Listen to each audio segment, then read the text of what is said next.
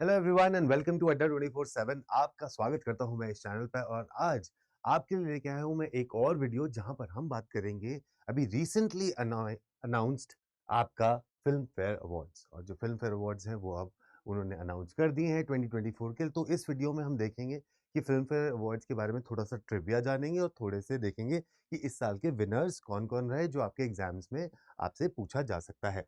तो जब हम फिल्म फेयर अवार्ड्स की बात करते हैं तो फिल्म फेयर अवार्ड्स एक एनुअल इवेंट होता है जो कि ऑनर करता है, या एनुअल अवार्ड्स हैं जो ऑनर करते हैं artistic and technical excellence in Hindi language film industry of India.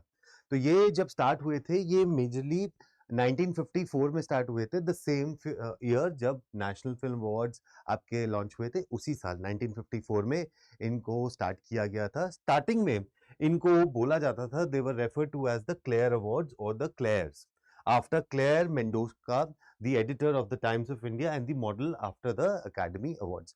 तो ये बिल्कुल उसी तरीके से सोच के बनाए गए थे जैसे कि अकेडमी अवार्ड, जिनको हम ऑस्कर्स के नाम से जानते हैं, उनके ही तर्ज पर इनको बनाया गया था।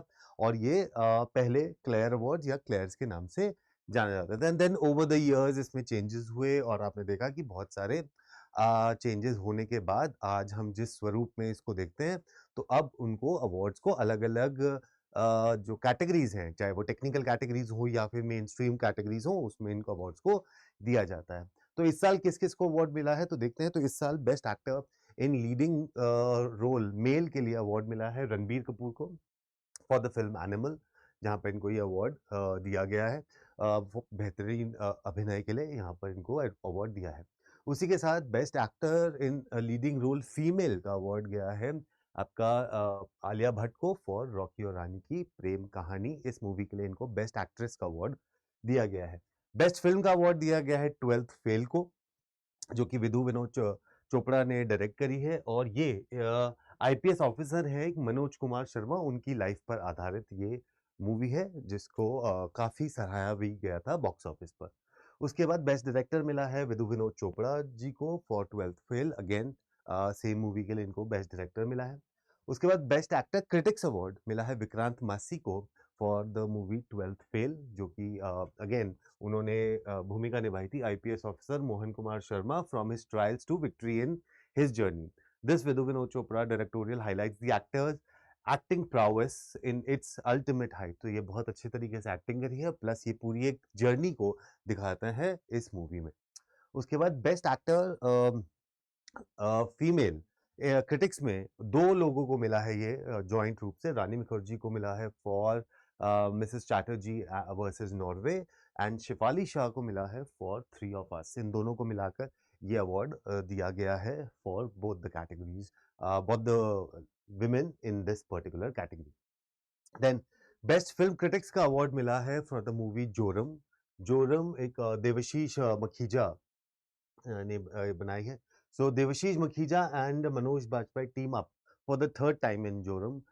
Known for depicting the struggles of the underprivileged, Makhija explored the impact of development on the common man. So Joram एक बहुत ही hard hitting और एक बहुत intense movie है, good movie। उसके लिए इनको दिया गया है बेस्ट फिल्म क्रिटिक्स का अवार्ड इस साल 2024 में। उसके बाद best actor in a supporting role male के लिए अवार्ड दिया गया है विकी कौशल को फॉर द मूवी डंकी। और best actor in supporting role female का अवार्ड दिया है शबाना आजमी को फॉर रॉकी और रानी की प्रेम कहानी। इस मूवी के लिए इनको बेस्ट एक्टर इन फीमेल का अवार्ड मिला है इन दी सपोर्टिंग एक्ट्रेस कैटेगरी में। अब इसमें कुछ ऐसे भी अवार्ड्स हैं फिल्म फेयर में जो डिसकंटिन्यू हो गए हैं। वो डिसकंटिन्यू अवार्ड कौन से हैं? Best performance in comic role जो अवार्ड था, अब उसको डिसकंटिन्यू कर दिया गया है। ये 1967 से 2007 तक ये अवार्ड दिया गया था, उसके बाद इसको डिसकंटिन्यू कर दिया गया। उसके बाद best performance in negative role 1992 से 2007 तक दिया गया, फिर इसको डिसकंटिन्यू कर दिया गया। बेस्ट डॉक्यूमेंट्री का क्रिटिक्स अवार्ड जो जाता था 1967 से 1997 तक दिया गया, उसके बाद इसको डिसकंटिन्यू कर दिया गया। और उसके बाद film fair critics award for best performance 1991 से 1997 तक ये दिया गया था, उसके बाद इसको डिसकंटिन्यू कर दिया गया है। उसके अलावा अगर आप देखें तो आपके पास best scene of the year and power award, ये दोनों अवार्ड भी अब नहीं दिए जाते और इनको डिसकंटिन्यू कर दिया गया है फ्रॉम फ़िल्म फेयर। अगर हम देखें तो बेस्ट एक्टर का जो अवार्ड है, जो या मैक्सिमम कह दीजिए मैक्सिमम फ़िल्म फेयर जीतने का जो रिकॉर्ड है, वो अभी भी दिलीप कुमार साहब, अमिताभ बच्चन साहब और शाहरुख खान साहब के पास है, जिन्होंने मैक्सिमम फ़िल्म फेयर अवार्ड्स अभी तक के जीते हैं। तो ये लोग हैं जिनको सबसे ज़्यादा अवार्ड्स मिले हैं। तो ये कुछ इम्पोर्टेंट अवार्ड्स थे जो आपके फ़िल्म फेयर में आपको पता होने चाहिए, जो आपसे क्वेश्चन्स में पूछे जा सकते हैं, जिसके ऊपर ये छोटी-सी वीडियो लेके आपके सामने मैं आया था। All the best, take care और अपनी प्रिपरेशन के लिए जुड़ जाइए हमारे साथ क्योंकि आपके लिए आ गया है प्रथम बैच। जो आपके लिए हम प्रिपरेशन करा रहे हैं और इस प्रथम बैच को ज्वाइन करने के बाद आपकी प्रिपरेशन अड्डा 24/7 से सीयूईटी पीजी की हो जाएगी बेहतरीन और आपको मिलेगा वो सब कुछ जो आपको चाहिए इस पेपर को क्लियर करने में। तो अगर आप जाते हैं लॉ एंट्रेंसेस पे और सीयूईटी पीजी एलएलबी पे जाते हैं तो ये है आपका प्रथम बैच जो आपको दिख रहा है और इस प्रथम बैच पे COQP 11 के लिए है ये। इस पे अगर आप जाके कोड लगाते हैं Y713 और अप्लाई कर देते हैं तो आपको ये मिल रहा है 4,000 रुपए का। But this discount is only valid till today. कल से ये प्राइस थोड़ा सा बढ़ जाएगा। तो आप जाके इसको ले सकते हैं और जुड़े रह सकते हैं हमारे साथ Adda 24/7। Take care, bye bye.